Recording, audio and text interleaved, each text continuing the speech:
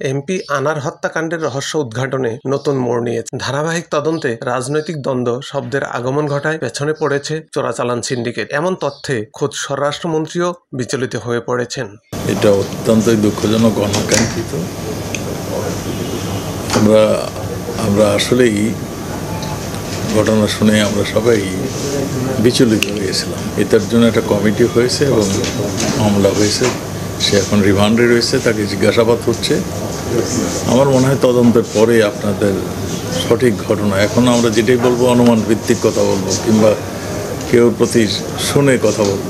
তদন্তটা শেষ হোক। আমরা অনেকেই হয়তো অ্যারেস্ট হতে পারেন, তদন্তের আগে আমার মনে হয় এগুলো বলা উচিত হবে। এই ঘটনায় আমানুল্লাহ ওরফে শিমুল ভূঁইয়া, তানভীর ভূঁইয়া, শিলাস্তি রহমান গ্রেপ্তার হয়েছেন। নেপাল এবং ভারতে গ্রেপ্তার সিয়াম ও জিহাদ রয়েছে নিরাপত্তা হেফাজতে। ধরাছোঁয়ার বাইরে রয়েছে মাস্টার মাইন্ড আক্তারুজ্জামান শাহিন সহ অনেকেই। হত্যাকাণ্ডের রহস্য উদ্ঘাটনে ভারত বাংলাদেশ নিবিড়ভাবে তদন্ত করছে। সেখানে হত্যাকাণ্ডটা সংগঠিত করে তারা বাংলাদেশে সবাই এসে তারা হত্যাকাণ্ডের ছবি বা বিভিন্ন বিষয়গুলি বিভিন্ন জনের কাছে শেয়ার করেছে কিনা সেটা আমরা তদন্ত করছি। আর শেয়ার করে কারো কাছে আর্থিকভাবে লাভবান হয়েছে কিনা, কাদের কাছে আর্থিকভাবে লাভবান হয়েছে, সবগুলি আমরা তদন্ত করে আমরা বের করছি। হানি ট্র্যাপের অন্যতম নারী শিলাস্তি রহমান ও শিমুল ভূঁইয়ার দেওয়া তথ্যের ভিত্তিতে গ্রেপ্তার হন ঝিনাইদহ আওয়ামী লীগের ত্রাণ ও সমাজ কল্যাণ সম্পাদক কাজী কামাল আহমেদ বাবু। তার দেওয়া তথ্যে গ্রেপ্তার হয়েছেন আওয়ামী লীগের সাধারণ সম্পাদক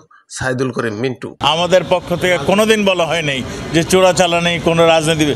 আমরা সবসময় বলে আসছি এমপি আমাদের ওই এলাকাটা একটা সন্ত্রাস কবল এলাকা, ওখানে কি হয়েছে সত্যিকারের ঘটনা সেটা আমাদের জানতে হবে।